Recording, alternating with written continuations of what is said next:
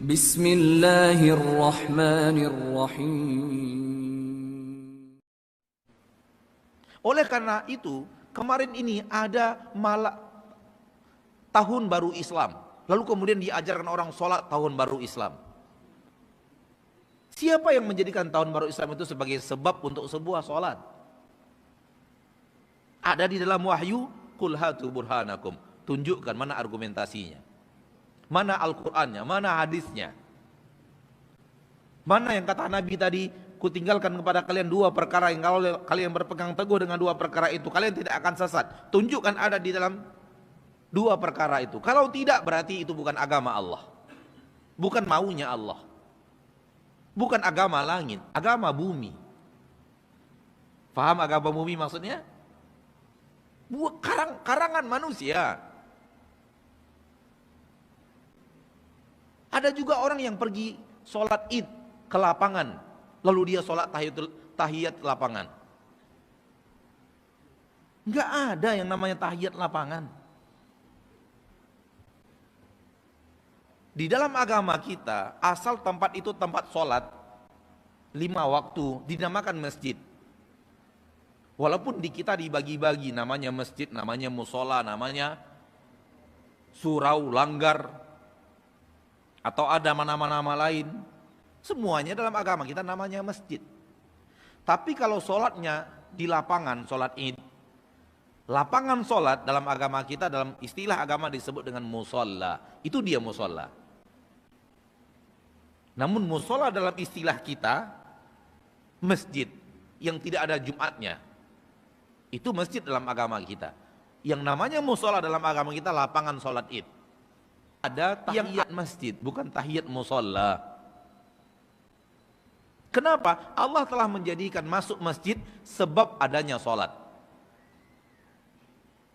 Ada wahyunya, jelas wahyunya. Idza dakhala ahdakumul masjid, kalau kalian masuk masjid. Tidak pernah Nabi mengatakan idza dakhala ahadukumul bait, kalau kalian masuk rumah. Nggak ada. Berarti sesuaikan dengan sebabnya. Jangan buat sebab-sebab yang Rasul dan Allah dan Rasulnya tidak. Allah tidak pernah menjadikan itu sebagai sebab. Nabi tidak pernah mengatakan itu sebagai sebab. Taib, kaifiyat.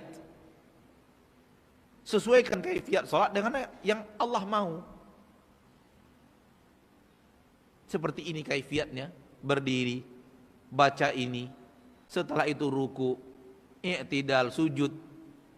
Maka kalau ada orang yang merubah kaifiyat salat, pasti salah, pasti keliru.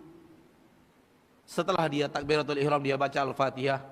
Selesai Al-Fatihah baca, dia langsung sujud. Setelah sujud dia i'tidal, setelah i'tidal dia ruku, setelah ruku dia i'tidal lagi. Kaifiyat yang keliru pasti salah.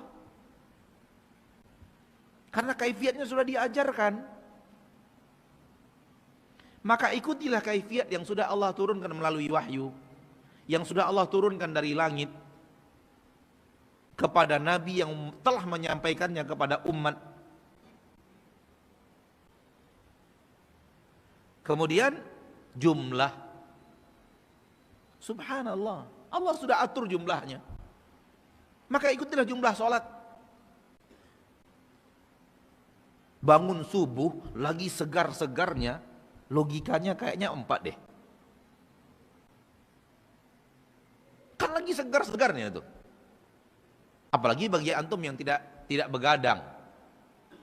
Kalau antum begadang memang nggak segar bangun sholat subuh. Kalau tidurnya udah jam 1, jam setengah 2, jam 2 malam, memang nggak segar. Tapi kalau antum coba tidur jam 9 malam, itu subuh segar-segarnya, segar. Bahkan mungkin jam 4, setengah 5 itu antum mau tidur lagi nggak mau, mata antum dibawa tidur. Karena saking cukupnya tidur antum itu. Dan saking berkualitasnya tidur itu. Karena tidur yang berkualitas di awal malam. Saking sedang segar-segarnya, logika harusnya 4, kok dibuat 2 sih? Capek-capeknya manusia itu waktu Isya. Lalu kenapa dibuat 4 oleh Allah? Logikanya dua. Karena orang udah capek, orang mau istirahat. Tapi agama ini bukan agama apa maunya kita. Namun apa maunya Allah Rabb kita.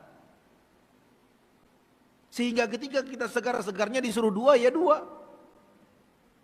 Ketika lagi ngantuk-ngantuknya ingin istirahat disuruh 4, ya 4. Ikuti jumlahnya.